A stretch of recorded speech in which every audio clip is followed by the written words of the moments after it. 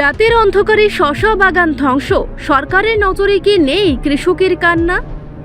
ত্রিপুরার বক্সনগর আড়ি ব্লকের অন্তর্গত বাগবীর গ্রাম পঞ্চায়েতের ৩ নম্বর ওয়ার্ডে ঘটে গেল এক চাঞ্চল্যকর ঘটনা। স্থানীয় কৃষক উত্তম দাসের এককানি জমির কচি শশার বাগান রাতের আধারে কেটে দিয়ে গেল দুষ্কৃতীরা। এই ঘটনায় পরিবারটির প্রায় কয়েক লক্ষ টাকার ক্ষতি হয়েছে বলে জানা গেছে। প্রশ্ন উঠছে, রাজ্যের সরকার কি কৃষকের চোখের জল দেখতে পান না? নিরাপত্তাহীনতায় ভুগছেন যারা, খাবার যোগান দেন যারা, তাদের জন্য সরকারের কি কোনো দায় নেই? উত্তম দাসের বাগানে ছিল প্রায় ৩২০০টি শশার গাছ। সদ্য ফলন শুরু হওয়া এই ফসলই ছিল তার পরিবারের বাঁচার শেষ আশ্রয়। সকালে গোটা ক্ষেত কাটা অবস্থায় দেখে তিনি মাটিতে লুটিয়ে পড়েন, কিছুক্ষণের জন্য জ্ঞান হারান। শ্রী অর্পিতা দাস বলেন, ভোর থেকে রাত অবধি পরিশ্রম করে আমরা দুজন সবজি বিক্রি করে ছেলে মেয়েদের পড়াশোনার খরচ চালাতে চেয়েছিলাম, এখন সব শেষ।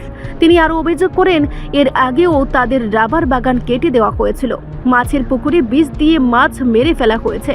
বারবার থানায় জানানো হলেও কার্যকর কোনো পদক্ষেপ নেওয়া হয়নি। পরিবারের দাবি, এটি একটি পরিকল্পিত হামলা, যার পেছনে পুরনো শত্রুতা রয়েছে, কিন্তু প্রশাসন এখনো পর্যন্ত দোষীদের শনাক্ত বা গ্রেফতার করতে ব্যর্থ। স্থানীয় বাসিন্দাদের প্রশ্ন, এই রাজ্যে কৃষকের নিরাপত্তা কোথায়? সাধারণ মানুষের সম্পত্তি বারবার ধ্বংস হচ্ছে, আর প্রশাসন চুপ করে বসে আছে কেন? সরকারের চোখে কি শুধুই ভোট, কৃষক নয়? ঘটনার পরেও রাজ্য সরকারের তরফে কোনো প্রতিনিধি এখনও ক্ষতিগ্রস্ত পরিবারটির পাশে গিয়ে দাঁড়ায়নি। একদিকে উন্নয়নের কথা বলে প্রচার, আর অন্যদিকে কৃষকের সর্বনাশে সরকারের নীরবতা। এই দ্বিচারিতা নিয়ে এখন সরব স্থানীয় মানুষ। উত্তম দাসের মতো কৃষকের কান্না যদি সরকার না শোনেন, তাহলে এই রাজ্যের শাসন ব্যবস্থা আসলে কার জন্য? যারা ভাত খায় তাদের হাতে ধান ফলানো মানুষের ভাগ্যে যদি শুধুই ক্ষতি, কষ্ট আর অবহেলা থাকে, তাহলে ত্রিপুরার ভবিষ্যৎটা ঠিক কোথায়?